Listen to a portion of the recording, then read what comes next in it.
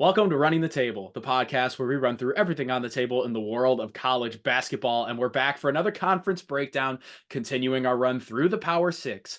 Next up, we have the ACC. Tim, are you ready to go? A little bit top heavy in this one, but let's run it. A little bit top heavy, not as strong as in years past as the Atlantic Coast Conference, but they got some big dogs and they got some teams that are scrapping. So let's start with North Carolina. The Blue Bloods of the Tar Heels are back atop the ACC and staring down the barrel of national championship contention.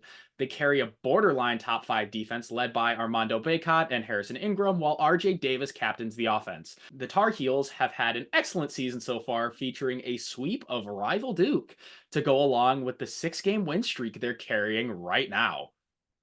Yeah, this is a team that has had, a couple of ups and downs in terms of having some of the middle of the season there where they picked up a couple of losses. They've got 6 total right now, 3 in conference. But they're a very solid team. You talk about that defense. Their defense is looking very good. For me, I think the thing to look at, obviously, you've got a lot of offense led by RJ Davis. Some recently you saw Cormac Ryan go off. He really has the ability to shoot the ball. But I look at a guy in terms of like a glue guy and who really make or breaks that lineup is Harrison Ingram. Blue guy. Harrison Ingram is super solid. He does a lot of things very well. If you can get him going on offense, he rebounds the ball really, really well and with defense. So it's something that I think Tim, I got a player comp for Harrison Ingram, and it's one that you're going to love. Harrison Ingram plays basketball like me at the Y with all the old heads, just like an ultimate glue guy, just running Yeah. around grabbing boards, assists. Don't need much in the scoring column. Don't worry, I'll get mine, but See, but there are some games where Harrison Ingram can really get it going, and he's had some games where he has popped out on the offensive side, which is that's why I why think I'm he the is a perfect player comp, Tim. yeah. Mm-hmm. You played basketball with me enough times to know that that's accurate. No, there are some times where you really let it fly, but I mean that's the reason why I think J.R. like Smith. Harrison Ingram can really make a difference on both sides of the floor that I think is really going to be the difference in terms of them competing with some of these top teams. They have all of the offense and a super solid defense to be able to compete with a lot of teams, but when it comes to actually, beating some of these best teams out there, they're going to need some of the essentially the top performances out of a guy like him to really complete that lineup. Yeah. I mean, UNC is a dangerous team. They're loaded for bear, and they're looking to make a deep run. But so is Duke, and they're going to be out for They're blood. not happy right now. No, they're looking to make a statement, especially if they match up with UNC in the championship. Although Duke actually sits a slot higher than the Tar Heels in Ken Palm, but unlike them, they're led by their offense while the Tar Heels have the good defense. An offense in which that funnels through Kyle Filipowski, who can seemingly do it all on the floor. Just make sure he gets off the floor if Duke loses and fans storm the court. Just make sure he gets Regardless, off the floor before he tries to trip somebody else while trying to get up. Tim, I don't want to get a cease and desist from Jay Billis, all right? They might throw you in jail for that. Regardless, the Blue That's Devils are fine. looking to do damage here. Don't get thrown in jail while you're in Orlando because you said something to Jay Billis that he may or may not liked. Tim's scheming down here. Florida Tim is a different breed, man. I've turned into a Florida man. Find You've me in been the a, headlines. no, you've been a Florida man. You just needed the Florida to unlock it. What do you have on Duke though before we get too off track? Duke really is a team. You talk about their offense, that is their bread and butter. They want to outscore you, they want to get going, and they have, the shooters and offensive playmakers. Obviously, that runs through Filipowski, a guy like Jeremy Roach as well, Tyrese Proctor. These guys, they want to beat you in a number of ways. Obviously, Kyle Filipowski is a huge part of that offense, and he's really grown in his offensive game. I may not like him personally, but he is a very good basketball player. And Well, that's neither here nor there. yeah, exactly. Neither here nor there. But like you said, this team is going to be hungry because no Blue Devil fan nor part of that organization is pleased about getting swept by UNC. So they are most certainly going to be, out for blood. And really trying to show of exactly why they're considered that high in the metrics and just how strong that they are year in and year out. They've got all the talent to do damage all over the court. It's just a matter of whether the shots are falling on any given day. Up next in the ACC, we'll tackle the Virginia Cavaliers. And they're their usual brand of Virginia, slow, methodical, run their sets. But unlike previous years where, they're a lock, this year they're fighting for their tournament lives as a part of the last four in. After Yeah. rattling off 8 in a row from mid-January to mid-February, the Cavs have stumbled, losing 4 of their last 7. Now, don't get me wrong, the ACC isn't as stacked as it usually is, but they're going to have to go on a deep run if they want to punch their ticket to March. And the key for them is finding some sort of offense. Like if you look at them in the metrics, they put themselves out of the top 64 in terms of overall metrics in KenPom because their defense is top 10 in the country and their offense is barely top 200. It's Yeah, it's a just not problem. good. That And imbalance is definitely a problem. And when you're facing a lesser team, like for example, against Miami, against our beloved Hurricanes, they only held the Hurricanes to 38 points in 2 halves of basketball, which is embarrassing if you're a Miami fan, but awesome if you're Virginia. You just hope that the you're offense can not going to catch be up able on to any given day. but you're not going to be able to do that to these top teams. You're not going to be able to run into a Duke and hold them to under 55 points. You have to be able to score the ball in some capacity. So the reason why we've seen Virginia towards the beginning of the season, they were, found themselves on the borderline top 25 because in some of their non-conference games they're able to show their defensive capabilities. They didn't need to score the ball a ton, but they started running into, for instance, they had a loss to Wisconsin while Wisconsin was picking up steam. And there's just games where their defense isn't able to do enough. And if their offense can't pick up slack, they will have a hard time beating some of the good teams in this conference, much less wherever if they find themselves actually in the tournament. Well, here's the thing about the ACC and especially Virginia. All they got to do is survive and advance. And the ACC is the birthplace of survive and advance. But we got more teams to talk about. Next up, the Pittsburgh Panthers. And by the metrics, Pitt isn't a bad team. An offense led once again by Blake Hinson sits firmly inside the top 40 per KenPom, and the defense isn't that far behind, featuring shot blocking bigs like Zach Austin and Federico, the best name in college Love that guy. basketball. Oh, yeah. But the problem for Pitt is that their strength of schedule is absolutely terrible.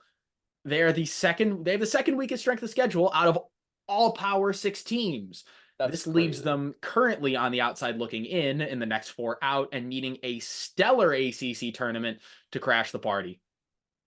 Yeah, when you just don't have that many good opportunities to have statement wins, and even we talk about, I have sort of coined the term. I don't really know if anybody else really uses the term statement losses, where you play a really good team and you kind of like fall just Trademark short. At it, least copyright it, Tim it Giannini. at least Trademark shows losses or that statement losses. it at least shows that you are able to compete with some of these really top teams. They haven't had that many games where they've even had the opportunity to do that. So the fact that they're sitting at 10 Yeah, losses with a very low strength of schedule, yeah, they're on the like, outside looking in, and they need to yeah. beat some of the better teams in this ACC tournament to prove that to prove that they belong as a part of a top 64, basically. You can argue that their three best wins for Pitt are, a win at Duke, which is awesome, but Great. but that's it. Their What next else? best Yeah. their next best win is a home win against Virginia, probably. And then And you they got were ranked and in the top 25 at that point, but Virginia clearly hasn't and panned then you out. So gotta you look start losing value on that win. gotta look at like a 25-point win at home against Oregon State. At least they beat them by 25. Well, that's why it's an impressive win. It's not like the opponent's any good, but like Exactly. you're grasping at straws here with Pitt. You So are. they're gonna need to prove themselves. Yeah. And that's the tail of the tape. After that, we have Clemson, which Clemson basketball is in an interesting spot right now. But They've been really up and down. as far as their team goes, their offense is fundamentally sound and one of the conference's best all around. You have the guard big combo that you want with Joseph Girard and PJ Hall. That'll catch you off guard if you're not prepared for it. Or you can get beat by the Tigers' size, as they're not afraid to throw their many forwards at you at any time on the floor. Now, like you said, they've been up and down. They've gone through the rough patches in conference, but their place in the tournament seems, in theory, according to some bracketologists, pretty secure. Even if, and as it stands right now, they lose their ACC tournament opener to They not doing Boston so good. College. They not No. doing so good. They're down 14 right now. Yeah, as at the time of filming this, they're down 14. Mm-hmm.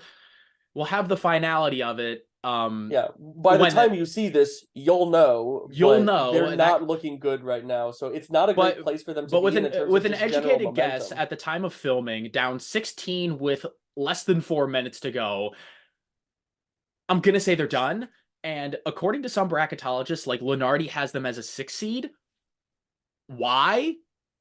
I'm gonna They be don't, honest. it doesn't, I haven't quite found a reason, but that's why we're not full fledged bracketologists and just college basketball YouTubers and very small ones at that. But I mean, anybody out there is gonna have to tell me a reason why Clemson has this high of a seeding because I don't get it. Their strength of schedule ain't great. Their impressive wins are they marginal. You leave a got lot to be, they leave a lot to be desired. correct. And it's not like they have like the program tradition of a Michigan State who's just skirting by on their name and their brand. So I mean, look, good for Clemson. Good for Clemson. I just don't see it. No, and I completely agree. If I had to put my educated guess involved, towards the beginning of the season, Clemson really shot out early and looked They had a impressive. hot start. They had a And there really was hot there was a start. lot of talk about PJ Hall at the time, like potential All-American level type talk. So they got their name in the conversation early, and I Mm-hmm. think a lot of it is they haven't had a ton of super glaring losses. Their losses haven't been great. 9 out of their 10 losses have fallen in conference, but they haven't dropped like a super big like what the heck just happened type loss. And I think they're just kind of Can't riding let the the wave losses of stack their. though.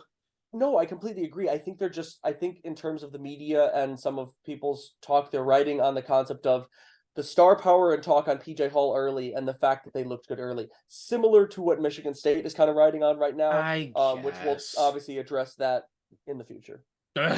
Oh boy, will But we ever. But you're right. I but mean, no, PJ Hall is very good. They did start very well. I guess that's just going to be something interesting to watch it's not on about where Selection you start Sunday. though. It's about how you finish, and they don't look Exactly. very good right now. So They're falling I agree, flat. and I agree in the fact that I don't understand why they haven't fallen further in a lot of Look, bracketology. at least I'm speaking for myself. I'm not calling for their complete omission from the NCAA tournament because I Yeah, think there's definitely they're something to still a be there. 20-win team. But instead of being like a 5 or a 6 seed, put them at like a 9 or a 10. I just Nine think or they a should 10 seems much more I think reasonable. they should be walking on pins and needles like the other teams that we just talked about in this conference, other than being like, yep, we're a lock. It's over. But, we It got more doesn't feel teams. like they should be that comfortable. Correct. We got more teams to talk about. Next up being Wake Forest, the Demon Deacons. Might not always be pretty, but they have caught the attention of some nationally throughout the course of the year. What stands about them is they're a guard heavy offense that'll put up points, make their free throws, and spray from beyond the arc a bit, which is a good combination to have. They've rode their offense to the brink of the tournament. They're right now just missing the cut on the next four out. They still need some more work to do, but an ACC tournament win against Notre Dame certainly doesn't hurt, and they beat them pretty good. They look good while doing it.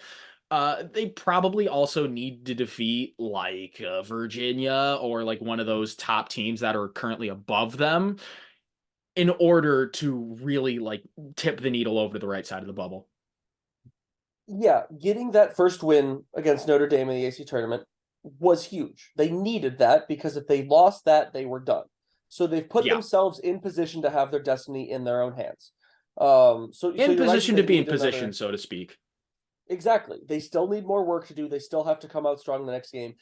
But like you said, it's optimistic to say that they also looked pretty good in the process of having that win. So they're playing good basketball. They had a great streak there, especially with beating Duke there, and then they fell right back off in their next game. I think they came. I forget who Mhm. they lost to, but they had a pretty bad loss the next game that just sort of killed their momentum in terms of rising in the rankings. So they're at a decent spot, but they need another win. Two would definitely cement it if they're able to at least win this next game against what I would typically say would be considered a superior team. I think that would be enough to be relatively comfortable that they'll find themselves in, but it all depends on how some of these other bubble teams do in their tournament. So it can another win never hurts. So they Yeah. want to just focus on keep playing their best basketball and see how many wins they can get out of this ACC tournament. I mean, Wake has Pitt, and we just said that Pitt also needed work to do. So there's really not going to be a universe where they both make it. So Yeah. like And I it's gonna have be a to fun game to say, watch. Do or die. Do or die conference tournament basketball is they're some of the always most fun to watch. oh yeah. I But mean, look, yeah, for sure. what I will say from that one though, I'm actually not sure if it's against Pitt. I'm not sure if Wake Forest guarantees themselves being in if they just win Pitt. I think then they have to win the next one as well. I don't think it's I that well, convincing to beat Pitt. I would also say the same for Pitt, but you Oh, know, 100%. I think Wake Forest is just in a little bit of a better position than Pitt right now, but I still think that Wake Forest, even if they get that win, it's not quite convincing enough to really confirm their place. They would need to get one more to really confirm. Not that they're guaranteed out if they just beat Pitt and lose in their next one, but if they want to confirm their spot in, they need more than just Notre Dame and Pitt as wins in the ACC tournament. I agree. We got two more teams to cover. Neither of them are going to make the tournament, but it was interesting up until the very end. The first one being Syracuse entering today. I mean, we're filming this on Wednesday the 13th. They had like a 0.01% chance at the tournament, and then They they needed a massive lost. run. And then they lost to NC State by 18 points. Bye bye. They're out. Yeah, no, Why are you it's doing like the pageant wave? bye-bye. Why do the No, I pageant? mean it's unfortunate. We're kind of starting to get into, I don't want to call it a new era, but it kind of is where Syracuse seems to kind of have lost some of that name recognition that they had in the Jim Boeheim era. They haven't really been able to Okay, well, Jim Boeheim has been re-cement coaching since themselves. Noah got off the ark. So, it was I about know, darn I'm time that just he retired. So, of course, and Jim Boeheim is Syracuse basketball. So, of course, it's going to look a little bit different. correct, but it's unfortunate that a name that was once so iconic in college basketball hasn't really found their footing in their new era. They had a Hey, decent if you chance. look closely and you ask enough people, people will tell you Jim Boeheim is still the head coach of Syracuse. So that should tell you Yeah, how synonymous they are. But yeah, this is true, you but make but they you ended make a up pretty good point. Changing of the guard. yeah, they still ended up with a 20-win season this year. It just wasn't good enough with the wins that they were able to get. And they needed a big performance in this ACC tournament. They put up a stinker in their first one, and that's kind of all she wrote for them. So we'll see how they end up going forward. But yeah, that's the end of the road for them. Get ready to learn NIT, buddy. Well, I'm not going to speak too soon because this next team isn't even eligible for the NIT, and that is the Miami Hurricanes, We're dude. still gonna talk about them though. Well, they are one of my favorite teams, Yeah, and I can make that call, and I want to talk about them, so we're going to talk about them. so do it. But another thing is, just how magical that ride was last year to the Final Four, and then like you can say their Final Four defense were in the middle of March. Selection Sunday hasn't even happened, and they're done. They're done. Like not even like they lost to Boston I don't College in the even. first round of the ACC tournament, and they looked terrible. This is not a good Miami Hurricanes team. Like, okay, in February, they were in a decent position, but then there's like a cliff, a proverbial cliff, and they just went Yeah, dropped they right just off. dropped off. They lost 12 out of their last 13. That's just And crazy. in a weak ACC, yeah, To go 6 and rough year for the 14 in Canes. this ACC, like they didn't If even if lose if that you many were guys from last year's team. if you would have told me entering the year that Miami is going to be the 14th seed in the ACC tournament, I would have laughed in your face. And then we would fast forward to like a few days ago, and then you would have been Yeah. laughing right back in my face. Because what in the world happened, my guy? I thought we were good, and then we were good, and then we weren't. I don't know. I'm just a sad Hurricanes fan at this point, but is there really that much to say about him other than the hell? No, I mean, all I have to say is the fact that it was very confusing because I know that they lost some pieces, but bringing in a guy like Matthew Cleveland, Wooga Poplar, obviously, there's a lot of these names from last year's team. Yeah, Nigel Pack, Wooga Poplar, Norchad Amir, like these were the guys that were impact players. the key pieces that got them there, All they and lost really something was Jordan switched. Miller and Isaiah Wong. Yes, That's but it. but again, is the fact that they looked pretty solid to start the season as well. I don't know what switch flipped, whether it was something internal I or don't what, but know, man. they're they're a pretty big mystery from this team. There's a couple of decent mysteries from my perspective in college basketball this year. Miami is Miami's certainly one of one of them. them. Yeah. But with that being said, we got to pick a winner, even though this tournament is, very far underway, but not settled. So, Tim, who do you have winning the ACC? You know, What do I know? I know a lot of things. There are a lot of things that I know, but what you're going to say clearly isn't one of them.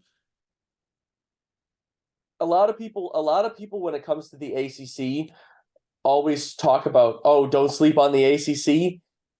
I gotta be honest, this feels like the year and when come tournament time that I'm gonna sleep on the ACC. I just don't see a lot out of this conference. Look, I man, don't see a lot of. if you're telling me not to sleep on the ACC, then call me Rip Van Winkle because I am fast asleep. Oh boy. Yeah. There's just not that much that's exciting when it comes down to it. It feels like a two-horse race. Man, slip me a It feels like Benadryl. I am knocked out.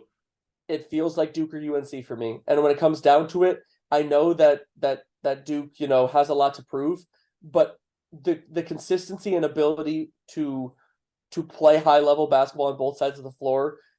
I'm not sure if I see North Carolina. I know that they're a potential Final Four team.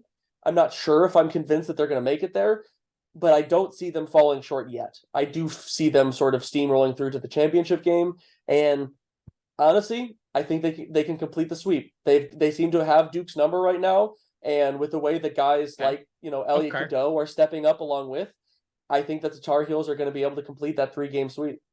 See, Tim, and this is where you're wrong because we're not predicting the NCAA tournament. We're predicting the ACC tournament, which wraps up in a few days.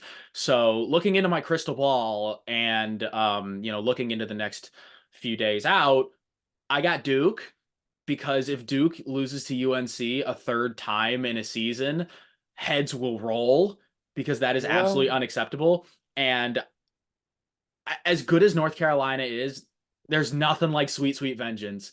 And eh, look, I don't I can't quite state enough how much a third Duke UNC matchup is going to mean for Duke.